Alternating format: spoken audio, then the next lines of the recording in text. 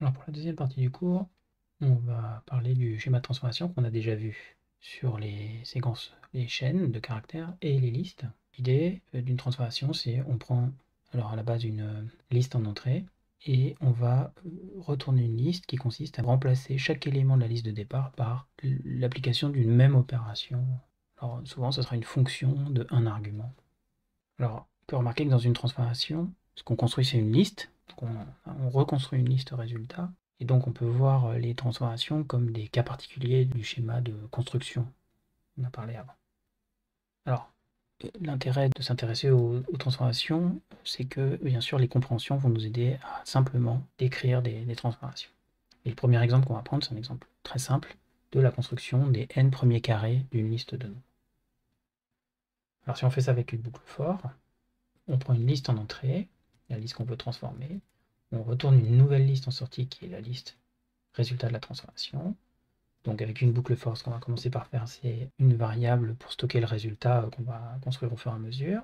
On va parcourir tous les éléments de la liste de départ et puis on va appliquer notre opération qui est ici l'élévation au carré, qu'on va voir comme une fonction de un argument, et puis on retourne la liste résultat. Donc quelque chose de très simple qui bien sûr fait passer les tests.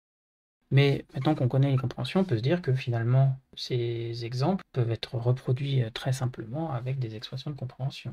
Alors, si on prend le premier exemple, on peut construire la liste résultats qu'on voit ici en disant que ce que je veux construire, c'est les k fois k pour k dans la liste de départ. Et j'aurai bien la liste qui m'intéresse. Bien sûr, on peut changer la liste en entrée et on aura des carrés qui correspondent. Encore une fois, on insiste sur cette lecture mathématique de l'expression. On a construit la liste des carrés de k pour k dans la liste 1, 2, 3, 4, 5 ou pour k dans la liste celle qui nous intéresse.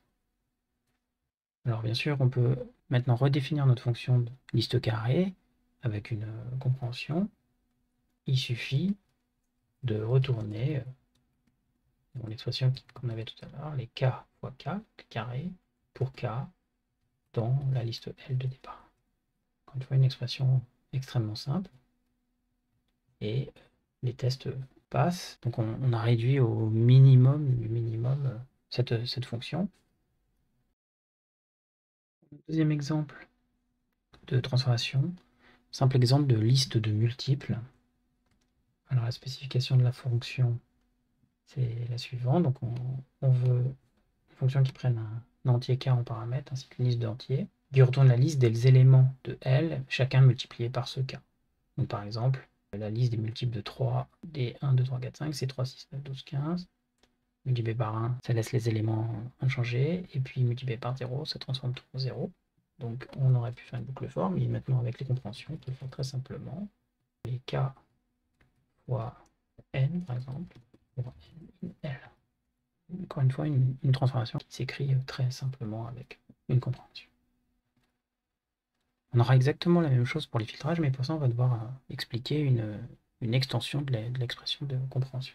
Alors, on rappelle que le schéma de filtrage consiste à prendre une liste en entrée, de tester chaque élément de cette liste pour un prédicat, c'est-à-dire une opération, une fonction qui va prendre l'élément et dire si oui ou non il faut le garder, donc true s'il faut le garder, false s'il ne faut pas le garder.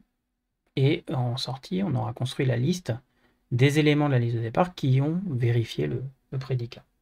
Donc c'est encore une fois un cas un peu particulier de la construction qu'on a vu jusqu'à présent, mais avec une petite subtilité ici, c'est qu'il y a une condition à appliquer. On va voir comment on peut exprimer cette condition. On va d'abord partir d'un exemple qui est la liste des entiers positifs. Donc avec une boucle for, c'est encore une fois simple à écrire. Donc je prends une liste d'entiers en entrée, on retourne une liste en sortie. Cette liste, on va la construire au fur et à mesure. On parcourt les éléments qui sont dans la liste de départ. Si le nombre courant vérifie notre prédicat, ici on veut les positifs, donc si n, le nombre courant, est supérieur ou égal à 0, alors on rajoute dans la liste résultat, et sinon on ne fait rien, donc on ne le rajoute pas, il ne sera pas présent dans la liste résultat. Les tests associés, par exemple la liste des positifs, cette liste d'exemples, c'est la même dans laquelle on a retiré tous les nombres négatifs, donc 1, 2, 3. Une liste où il n'y a que des positifs, ça reste positif. Et une liste où il n'y a que des négatifs, elle devient vide. Alors on va pouvoir exprimer ce type d'opération, de filtrage, avec des compréhensions, mais pour ça il faut introduire une extension de la notation qui s'appelle les conditions de compréhension. Alors je vais tout de suite montrer à quoi ça ressemble sur cet exemple. Si je reprends le premier test, donc je veux construire la liste des, on va dire, n, pour n dans la liste de départ, qui est celle-là. Donc si je fais ça, j'ai juste fait une recopie de ma liste de départ, donc il n'y a pas de filtrage. Si je veux du filtrage, je vais rajouter une condition. Cette condition, elle arrive après la séquence dans l'expression. Et on va dire si n est positif. Et à ce moment-là, j'obtiens le bon résultat.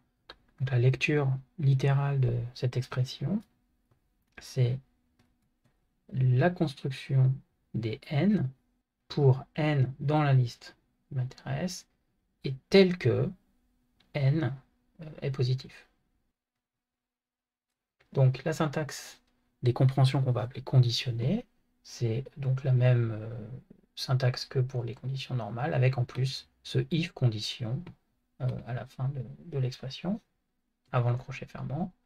Donc on a les mêmes éléments, la variable de compréhension, l'expression des valeurs successives de construction, la séquence de départ, et donc maintenant la condition de compréhension, donc le prédicat qui va être appliqué pour dire si oui ou non on construit l'élément courant, on va dire.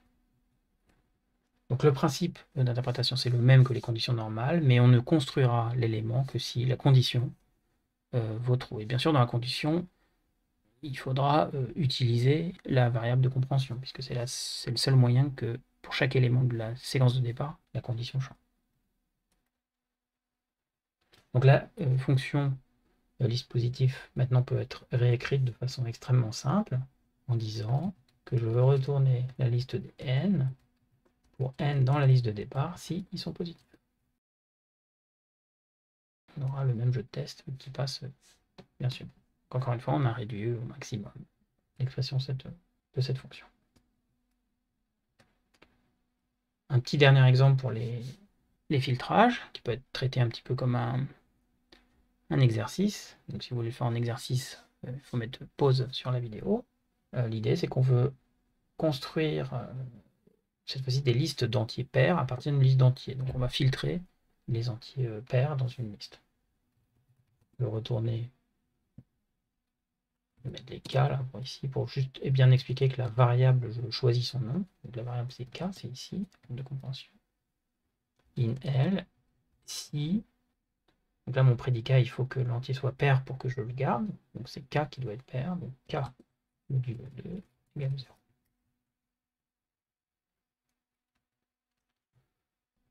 Sur cette liste d'entiers, on ne retient effectivement que les pairs.